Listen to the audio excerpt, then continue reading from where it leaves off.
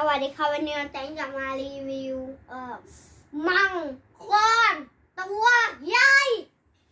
Mystical Dragon นั่นเองโอ้โหเดี๋ยวขอดูข้างหน้าหน่อยโชว์ข้างหน้าเพื่อนหน่อยครับมันมีอะไรซ่อนอยู่ข้างในเดี๋ยวเปิดให้ดูเดี๋ยวนะแตงจะโชว์แล้วทาดาเดนทาดาเดนแม่เดต้องนเดแกะนหมดเลยนะไม่งั้นจะออกไม่สมบูรณ์ต้องแกะพึ่งทาดาเดนทาดาเดนเดนเดนตาเป็นประกายว้าวมีปีกด้วยเหรอเพื่อนสามารถทำแบบนี้ได้นะพอปีกมันหุบอะเราก็ต้องทำแบบนี้อ๋อปีกตรงกลางปีกขึ้นมาก่อนใช่ไหมใช่นี่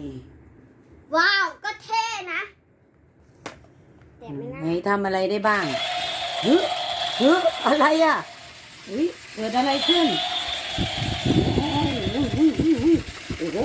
หกระพือปีกแล้วโอ้โหปีกสะพัดโอ้โหลมแรงมากเลยอ่ะโอ้โหเอาไปรีวิวข้างนอกกันเป็นยังไงไหนเดินให้เพื่อนดูหน่อยเฮ้ยโอ้โหมันอยากจะเดินแล้วอ่ะมันอยากจะเดินแล้วอ่ะเอาแล้วมันอยากจะเดินแล้วอ่ะเดินมาแล้วอ่ะมันหิวอ่ะมันจะกินนมอ่ะมันจะกินนมว้ายมันจะกินนมตาแดงติดเยอะเกินนะก็พอจะเข้าห้องอ่ะโอ้มันก็อยากจะอยู่ในห้องอย่างเดียวทุกคน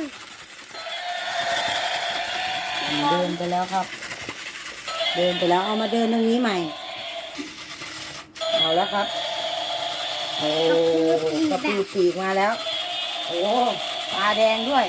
น้อยอยากจะลองอุ้ยมันตาแดงด้วยอ่ะมันน่าจะหิวมันน่าจะหิวอ่ะมันเวิร์กไปหานมอีกแล้วอ่ะอยากกินนมอ่ะโอเค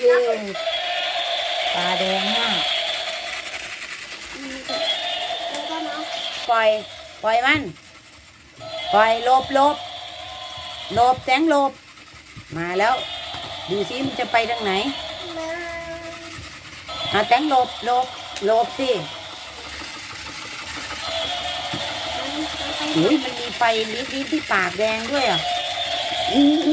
เดี๋ยวแสงหลบนั่นมันพ่นไฟด้วยอ่ะ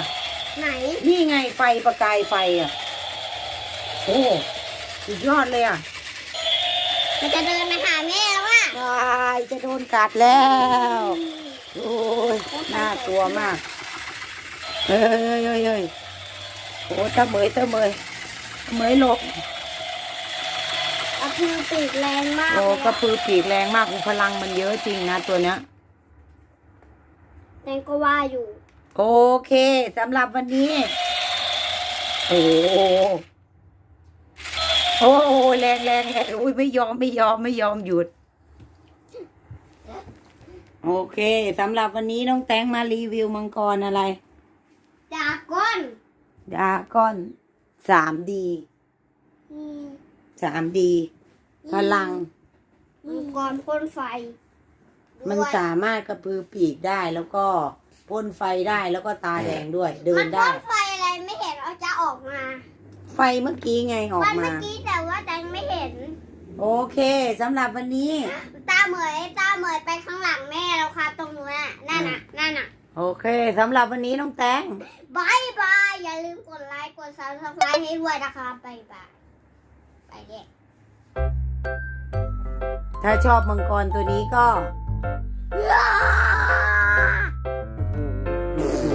ดูเดือดเย็นแบบ